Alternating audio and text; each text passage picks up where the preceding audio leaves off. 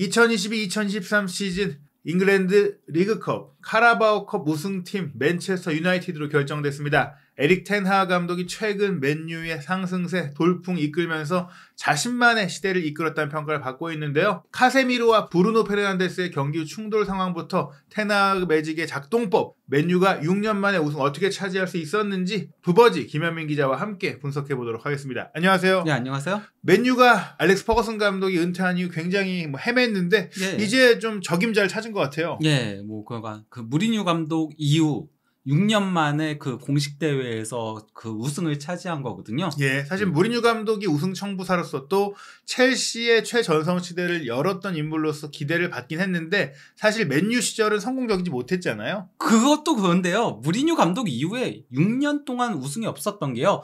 무려 40년 전 이후 처음이었거든요. 예, 무관이 그가 이렇게 오랜 기간 없었던 게 처음인데 그 슬럼프를 마침내 테나 감독이 깼다라는 게 중요한 거죠. 물론 이제 잉글랜드 팀이 치를 수 있는 여러 대회 중에 카라바오컵은 가장 비중이 낮은 대회라고 할 수 있겠지만 그러나 아직도 시즌이 많이 남아있고 또 이것을 시작점이다, 출발점이다라고 테나 감독도 얘기했거든요. 맨유가 뉴캐슬을 2대0으로 꺾은 이 카라바오컵 결승전 이야기부터 해봐야 될 것 같은데 우선은 뉴캐슬도 만만치 않은 팀이잖아요 지금. 예, 물론 최근에는 약간 좀 주춤했다라고 하더라도 이번 경기에는 뉴캐슬이 최근 부진했던 데에는 기마랑이스가 이제 빠졌던 게 컸었거든요. 근데 기마랑이스가 복귀하면서 거기다가 이 대회 아니면은 사실상 그 뉴캐슬이 우승하기가 쉽지 않다 보니까 우승에 대한 의지를 상당히 불태웠었는데요.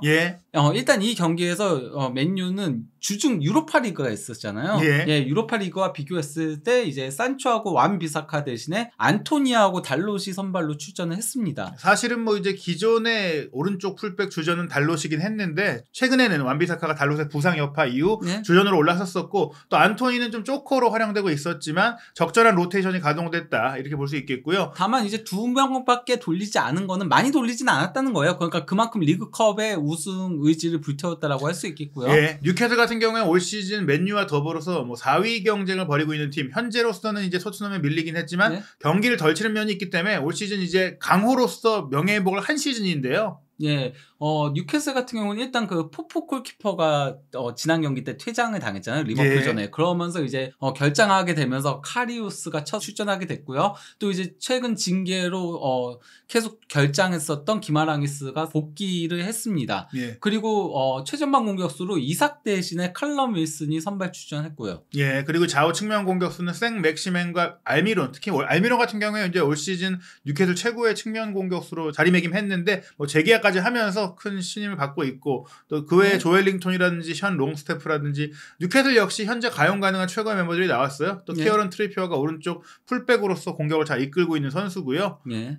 포프가 빠진 거 제외하면은 나머지는 거의 최정예로 나왔다라고 할 수 있겠죠. 생막스맹이 물론 한동안은 주전 경쟁에서 밀려나는 모습도 있긴 했었지만 최근에는 다시 이제 중용되고 있었거든요. 워낙 공격력이 안 터지다 보니까. 양팀의 포메이션 살펴보면 맨유는 4-2-3-1 포메이션을 꾸준히 가동하고 있고 뉴캐슬도 4-3-3 포메이션. 전술적인 변화가 크진 않았어요.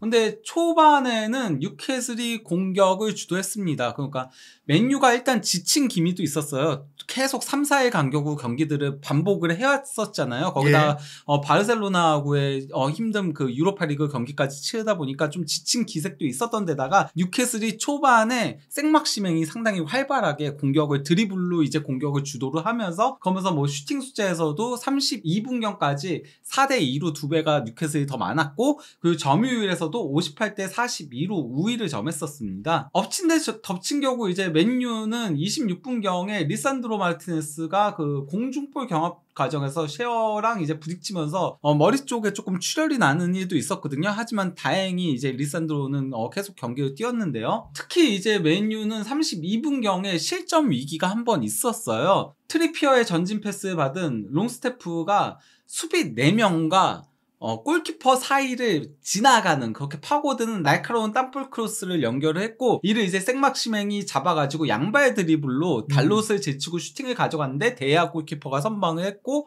이어서 이제 그 기마랑이스의 논스톱 발리 슈팅이 조금 높게 떴을 때 때렸다 보니까 골대를 훌쩍 넘어가는 장면이 있었습니다. 사실 여기서 뉴캐슬이 골을 넣었다면 또 한 번이 맨유를 상대로 결승전 악몽을 만들 수 있었다. 사실 맨유가 6년 동안 무관이었다고 말씀을 드렸는데 리그 준우승도 했었고 또 유로파리그 준우승도 했었고 뭐 컵대회 4강까지 올라간 경험들도 있었거든요. 특히 솔샤르 감독이 좀 이끌 때는 그래도 좀 살아난다는 평가 속에 우승에 근접하다가 결국에는 미끄러졌던 모습들이 있었어요. 가장 근접했던 게 이제 유로파리그 결승전이었죠. 그때 승부차기를 한 바퀴 돌고 에헤아가 좀 날려먹는 상황들이 있었는데 그런데 이 위기를 잘 극복하면서 맨유가 33분에 선제골을 넣었습니다. 네, 그 실점 위기 다음에 곧바로 1분 뒤에 골이 나왔던 거였거든요. 1분도 아니죠. 정확하게는 40초 뒤에 나온 건데 루크쇼가 프리킥을 올린 거를 카세미루가 수비하고의 경합 과정에서 타점 높은 헤딩 슈팅으로 골을 넣었습니다. 네, 사실 카세미루가 레알 마드리드 시절에 그렇게 뭐 골을 많이 넣는 선수 아니었고 또 골 득점력이 없다라고 할 수는 없지만 올 시즌 맨유 입단한 이후에는 지금 골을 굉장히 많이 넣고 있는 것 같아요. 득점력에 눈을 떴죠. 그러면서 약간 조금 뭐랄까 레알 마드리드 떠나고 나서 더 자유롭게 플레이를 하는 모습이죠. 뭐 카세미루는 프리미어리그가 더 힘들다 이런 얘기를 했는데 도리어 프리미어리그 와서 더 잘하고 있어요. 네, 오히려 본인이 프리미어리그에도 적합한 선수라는 것들을 보여주고 있는 활약인데요. 그런 가운데 또 빠르게 두 번째 골까지 나오면서 일찌감치 좀 승기를 굳혔어요. 그 레시포드의 이제 활약에서 추가골이 나왔던 거였는데요. 레시포드가 전진 패스를 찔러주고선 곧바로 이제 빠르게 쇄도에 들어가가지고 여기서 이제 베오르스트가 조금 볼을 끌고 가다가 찔러준 거를 리턴 패스를 받아가지고 슈팅을 가져간 게 보트만 발 맞고 굴절되어가지고 이제 카리우스 키를 넘어가는 자책골이 됐었거든요. 네, 처음엔 좀 혼잡한 상황이었다 보니까 멋진 로빙 슈팅인가 했는데 이제 맞고 굴절이 됐고 이것이 처음에는 레시포드의 골로 인정이 됐다가 슈팅의 이제 방향이 골대 안으로 향하지 않았다는 판단이 나온 것 같아요. 그래서 자책골로 정정이 됐습니다. 그 카리우스가 손을 쭉 뻗었으나 이제 손끝을 스치면서 들어갔었죠. 그리고 또 최근에 테나 감독이 자주 사용하는 베오르스트를 최전방으로 놓지만 2선으로 내려서 10번 역할도 하게 하는 그런 전술적인 부분들이 또 잘 통했던 장면이 스위칭 플레이죠. 잘 통했고요. 그리고 이제 이후에도 맨유가 득점 기회들이 있긴 했었거든요. 전반전 종료 직전에 이제 득점 기회가 있었는데 카세미루가 길게 찔러준 패스를 베오르스가 받아가지고 볼을 끌고 가다가 중거리 슈팅을 가져갔는데 이를 카리우스 골키퍼가 선방해냈죠. 사실 이제 포프 골키퍼의 부상 속에 두브라브카까지 뛸 수 없는 상황 속에 카리우스가 급히 뛰어야 하는 그 뉴캐슬의 좀 안타까운 골키퍼 상황이었는데 사실 카리우스 하면은 과거 이제 리버풀 시절에 이제 챔피언스리그 결승전 레알 마드리드전에 이제 실수의 그 이미지가 큰데 이번 경기는 그래도 좀 집중력이 높은 모습 보였어요. 네, 이번 경기는 카리우스 골키퍼는 상당히 좋은 모습을 보여줬었습니다. 전반전 기록을 놓고 보면은 뉴캐슬이 전반적으로 주도를 했습니다. 뭐 특히 점유율에서 6대4로 크게 앞섰죠. 거기다 이제 슈팅 숫자에서도 7대5로 앞섰고요. 하지만은 맨유가 유효 슈팅이 4위였습니다. 이 결정력이 대단했다. 특히 효율적이었다. 텐하 감독 여러 차례 저희가 맨유 소개할 때 말씀드리지만 아약스를 이끌면서 공을 소유하고 지배하는 축구 어떻게 보면 이제 바이에른 뮌헨 2군 감독도 하면서 과르디올라의 좀 뒤를 잇는 그런 또 빡빡이 감독이라는 평가를 받고 있었는데 맨유에 와서도 그걸 시도했지만 그게 잘 안 먹히니까 곧바로 이제 실리 축구로 전환을 해서 아주 믹스하는 모습들. 다만 이제 최근에는 테나식 축구가 빛을 발하기 시작했었거든요. 하지만 이제 바르셀로나전에도 이제 조금 역습 축구를 했었고 최근에 좀 빡빡한 일정들로 인해 선수들이 조금 지친 모습을 보이다 보니까 로테이션을 돌리는 것보다는 효과적인 선수비 후역습 축구를 구사하고 있는 거죠. 전술적으로 굉장히 유연한 감독이라는 것을 보여주는 부분인데요. 또한 교체 카드를 양팀이 쓴 부분들도 좀 인상적이었어요. 그 뉴캐슬은 후반 시작과 동시에 이제 미드필더인 롱스테프를 빼고 공격수인 이삭을 넣으면서 공격 강화에 나섰고요. 이제 그 맨유 같은 경우도 달롯을 빼고 완비사카를 넣으면서 조금 이제 선수들 체력 안배에 나섰거든요. 그 다음에 또 이제 곧바로 70분경에는 프레드하고 베오르스트를 빼고 자비츠하고 맥토미니를 넣으면서 중원도 강화하면서 또 이제 체력 안배에 나섰고 막판에도 이제 교체 카드들을 가져갔던 맨유였습니다. 반면 이제 뉴캐슬은 공격 쪽에 이제 교체 카드들을 계속 가져갔던 거였죠. 저는 이제 테나 감독이 인상적인 게 사실 이런 그 축구 순수주의자들 이상주의라고 하죠. 끝까지 공격을 주도하면서 굳히기나 이제 수비 위주의 교체를 안 하는데 이 테나 감독은 확실하게 이기기 위해 잠그는 법을 알아요. 이번 경기 교체 카드 쓴 것도 보면은 88분에는 공격수 레시포드 이 선수를 최전방에 놨었는데 빼고 센터백은 맥과이어를 넣어버리는. 물론 이제 맥과이어는 이제 팀의 주장으로서 상징적인 의미가 있긴 하지만 어찌됐거나 확실하게 이기는 경기를 가져간다. 70분경에 뭐 베오르스트 빼고 맥토미니 넣은 것도 같은 관점에서 이루어진 거죠. 예, 이런 가운데 그 맨유가 74분경에 다시 한번 득점 찬스가 있었거든요. 그러니까 자비처가 중원에서 태클로 끊어낸 다음에 패스를 준 거를 레시포드가 받아가지고 접고 중거리 슈팅 가져갔는데 카리우스 골키퍼가 선방을 했고요. 예. 뉴캐슬도 정규 시간 끝나고 추가 시간 2분경에 골을 넣을 수 있는 기회가 있긴 했었거든요. 예. 이게 뉴캐슬 이 경기에서 기록한 유일한 유효 슈팅이긴 했었는데요. 리치의 프리킥을 조엘링턴이 헤딩 슈팅 가져간 게 이게 좀 높게 이렇게 붕 떴는데 골대 구석으로 빨려 들어가듯이 갔었는데 예. 대야 골키퍼가 끝까지 이제 집중력을 잃지 않고 손을 뻗어가지고 선방을 하는 장면이 있었고요. 그리고 이제 곧바로 1분 뒤에 맨유가 마지막 득점 찬스가 있었는데 맥토미니가 이제 패스 준 거를 부페가 드리블로 계속 치고 박스 안까지 들어갔다가 골키퍼와 1대1 장면에서 옆에 그 동료들이 있었는데 접고 이제 슈팅을 가져가다가 각도 좁히고 나온 카리우스 맞고 이제 나가는 장면이 있었습니다. 예, 물론 2대0으로 크게 앞서 있는 상태이긴 했기 때문에 본인이 조금 욕심을 낼 수도 있는 장면이긴 했는데요. 이 장면에 대한 후일담은 저희가 잠시 후에 얘기를 드리고 일단은 맨유는 이렇게 2대0으로 승리를 했어요. 예. 맨유는 그러니까 이 경기에서 저는 의도적으로 효과적인 선수비 후 역습 축구를 구사했다라고 보고 있습니다. 일단 맨유가 12월 21일 번리전과 이제 노팅엄 포레스트전 저 때가 이제 딱 일주일 간격으로 경기가 있었던 거고요. 이후에는 3, 4일 간격으로 18경기를 치렀어요. 이럴 수밖에 없는 이유가 모든 대회에 남아있는 유일한 잉글랜드 네. 팀이고 또 잉글랜드는 다른 리그와 달리 컵 대회가 2개다. 그래서 FA컵과 리그컵을 병행하는 데다가 하필이면 유로파 리그도 그냥 정상적인 일정이었던 게 아니라 플레이오프. 예, 조 2위로 올라가면서 16강을 바로 치른 게 아니라 플레이오프로 추가 경기를 치르게 된 거예요. 게다가 영국 여왕 서거 문제 때문에 프리미어리그 연기된 경기도 꽤 많았던 맨유입니다. 그러다 보니까 앞으로도 이런 일정이 많아질 겁니다. 그렇죠. 만약에 그 모든 대회에서 결승전까지 가게 되면은 주중 휴식일은 없게 되는 맨유죠. 어떤 얘기냐면 FA컵 결승전을 6월 달에 하거든요. 그때까지 그러니까 지금부터 6월까지 계속 주중 경기가 있다는 얘기예요. 예. 그 같은 기간에 뉴캐슬은 13경기를 치렀거든요. 맨유가 18경기를 치는 동안. 그러다 보니까 아무래도 체력적으로는 뉴캐슬이 더 우위를 점할 수밖에 없었다라고 할 수 있겠죠. 예. 그러면서도 최근 성적은 오히려 뉴캐슬이 최근 이번 경기 포함 4경기 무승이고 맨유는 뭐 아스날과의 경기 원정 패배 빼고는 지금 계속해서 무패를 유지하고 있는데요. 네.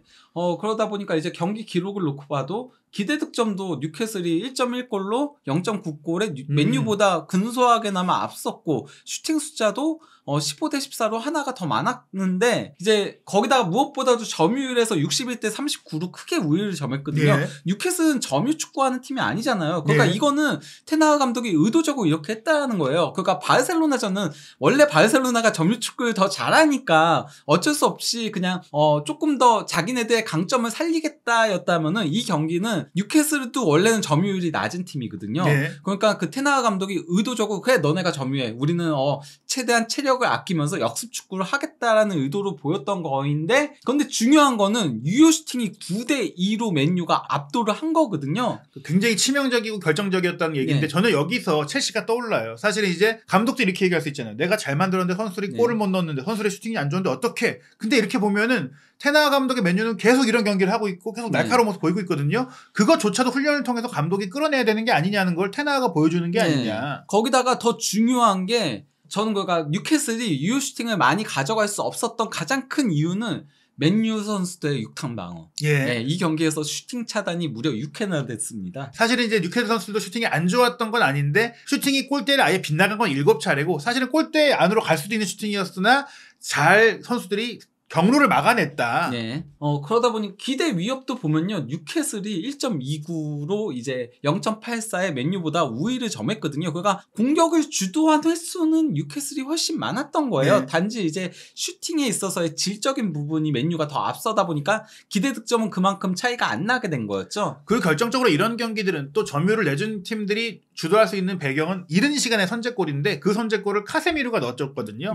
그리고 카세미루가 최근 12경기에서 4골을 넣고 있는데요. 이전은 89경기에서 5골을 넣었었습니다. 레알 마드리드에서는 거의 수비적인 역할을 전담하는 미드필더. 물론 지금 맨유에서도 본래의 역할은 그것인데 조금 더 자유롭게 조금 더 공격적으로 그리고 공격 가담에 이어 슈팅까지도 활발하게 때리고 있어요. 거기다가 뭐 카세미루가 이 경기에서 드리블 돌파 성공률 100%, 공중볼 승률 100%, 그리고 뭐 볼 경합 승리 8회, 그 리커버리 6회, 태클 5회, 그 롱패스 3회 성공, 클리어링 2회, 찬스 메이킹 1회, 그리고 골까지 넣으면서 공수 전반에 걸쳐서 맹활약을 펼쳤다라고 할 수 있겠죠. 왜 카세미르가 세계 최고 미드필더 중에 한 명으로 불리는지 크카모 트리오가 사실은 이제 레알 마드리드 챔스 3연속 우승의 본체란 얘기들이 있었는데 카세미르가 모드리치 크로스뿐이 아니라 오히려 그 이상의 능력을 갖고 있는 선수라는 걸 맨유 와서 보여주는 것 같아요. 크로스 모드리치 때문에 숨겨왔던 공격 본능을 맨유 와서 마음껏 발휘하고 있다고 할 수 있겠죠. 사실은 레알에서 맨유 올 때 아니 대체 왜 가는 거지라는 생각들이 있었는데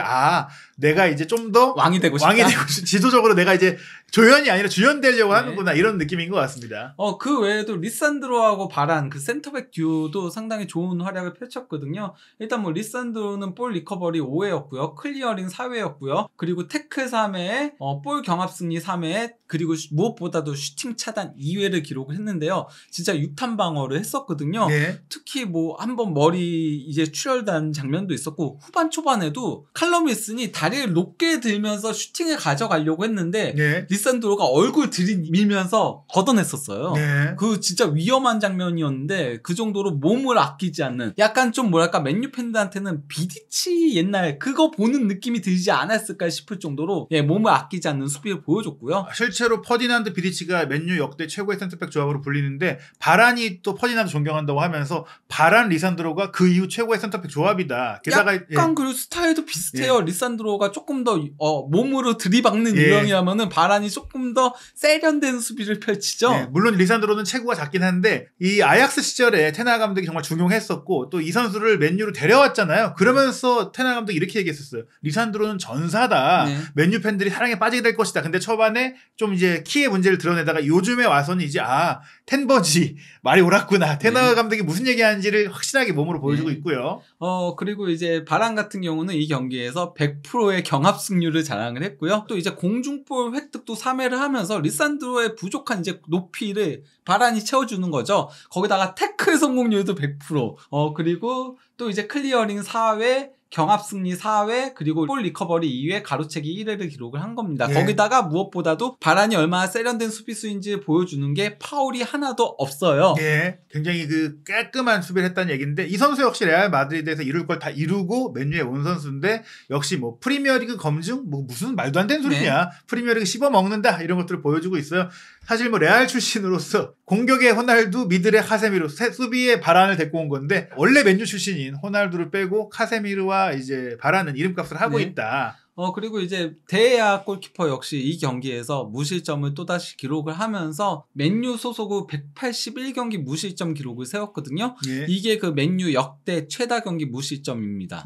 종전에 이제 페터 슈마이켈이 180경기였고 동률을 최근에 이뤘었는데 바로 신기록을 세웠고 또 하나 흥미로운 것은 이 데헤야 골키퍼는 퍼거슨 감독이 있을 때 영입한 선수거든요. 그 퍼거슨의 유산으로서 현재까지 정말 오랜 기간 활동하면서 맨유 레전드가 됐다. 거기다가 슈마이켈은 맨유 역대 최고의 골키퍼로 불리는 인물이니까요. 이제는 뭐 이번 우승 또 앞으로 남아있는 대회 우승까지 또 이어진다면 데헤야가 슈마이켈과 이제 위상을 나란히 하는 뭐 그런 상황도 올 것 같아요. 나란히는 힘들지 않을까요? 기록은 일단 넘었으니까. 그런데 데헤야가 계속 갈 수 있을지는 잘 모르겠어가지고 올 시즌 뭐 쿼드러플을 하면 일단은 계속해서 말씀드린 대로 믿고 쓰는 레알산 역시 오자마자 카세미르가 우승을 선사했고 바란도 우승을 했어요. 그 카세미르하고 바란하고 레알 마드리드에서만 13개의 트로피를 같이 기록을 했었던 거였거든요. 근데 맨유 와서도 트로피를 같이 들어올리면서 팀의 이제 우승 DNA를 선사했다라고 할 수 있겠는데요. 그런 가운데 이제 카세미루가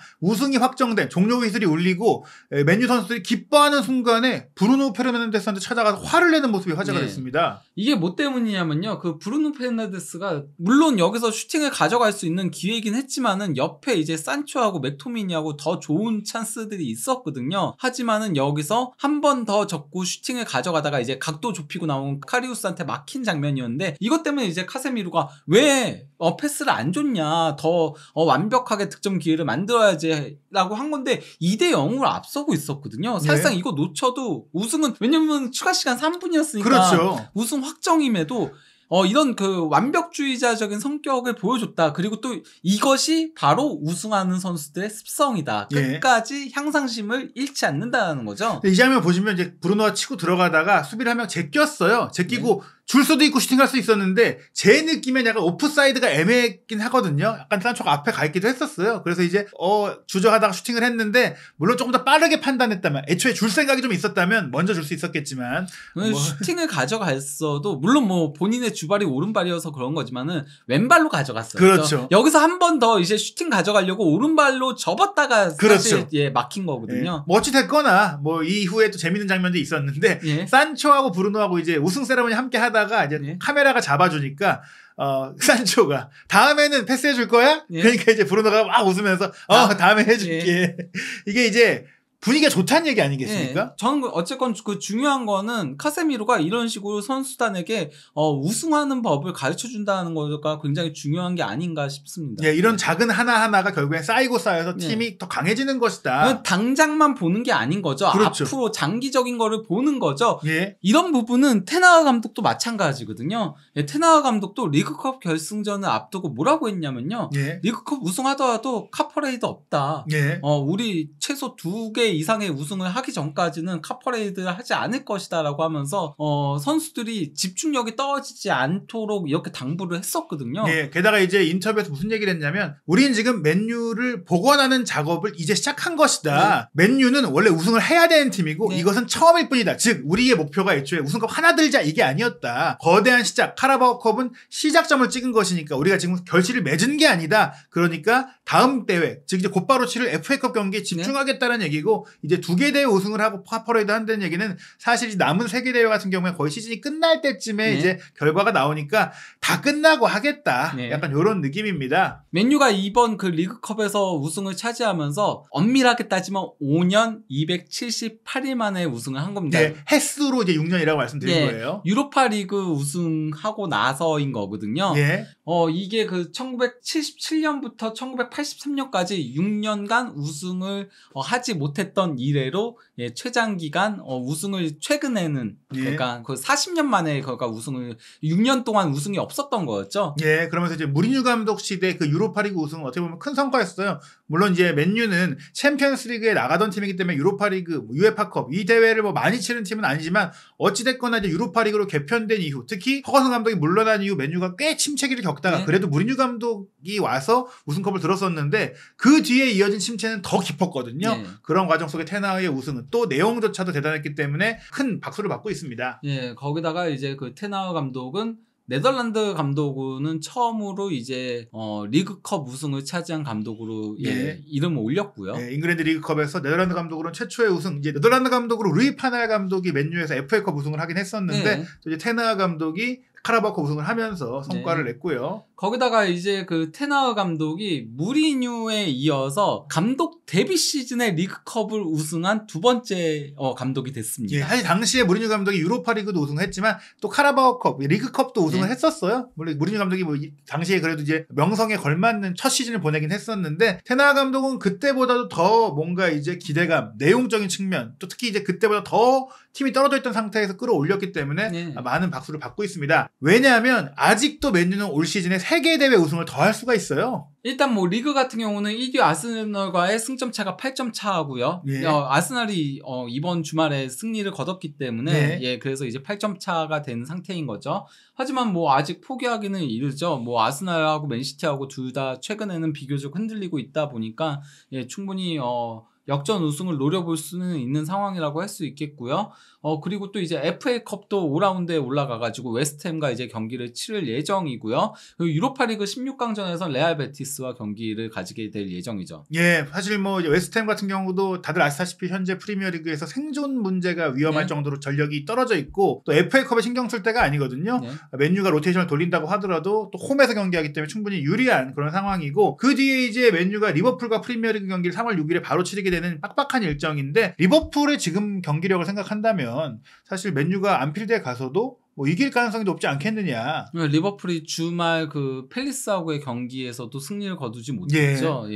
그러면서 지금 상당히 흔들리고 있는 상황이긴 한데요. 예. 그리고 유로파리그 16강에서 레알 베티스를 만나는데 베티스가 만만치 않은 팀인 것은 맞지만 한참 좋을 때보다는 조금 떨어져 있기도 하고 무엇보다 현재 라리가에서 그래도 선두를 달리고 있는 바르셀로나를 상대로도 맨유가 굉장히 좋은 경기를 했기 때문에 객관적인 전력에서 맨유가 베티스보다는 앞선다. 심지어 16강에 오른 팀들 대부분을 생각해도 맨유가 우승 전력이다라는 평가를 받고 있어요. 그렇기 때문에 이 테나 감독이 얘기한 대로 올 시즌 추가적인 우승이 충분히 가능할 수 있는 상황인데 과연 맨유가 올 시즌 테나 감독과 함께 또 어떤 축구를 보여주고 또 어떤 드라마를 써갈지 이번 경기 끝나고 퍼거슨 감독이 또 테나 감독이 초대를 해서 라커룸까지 직접 들어가지고 함께 또 파티를 했다고 하더라고요. 그런 장면이 이제 찍혔죠. 그러면서 이제 맨유가 퍼거슨 이후 정말 최고의 황금기를 맞이할 것이다라는 기대감이 큰데 과연 이것이 반짝이 아니라 정말로 대단한 역사의 시작일지 한준TV에서 부버지의 정밀한 분석과 함께 살펴보시기 바랍니다.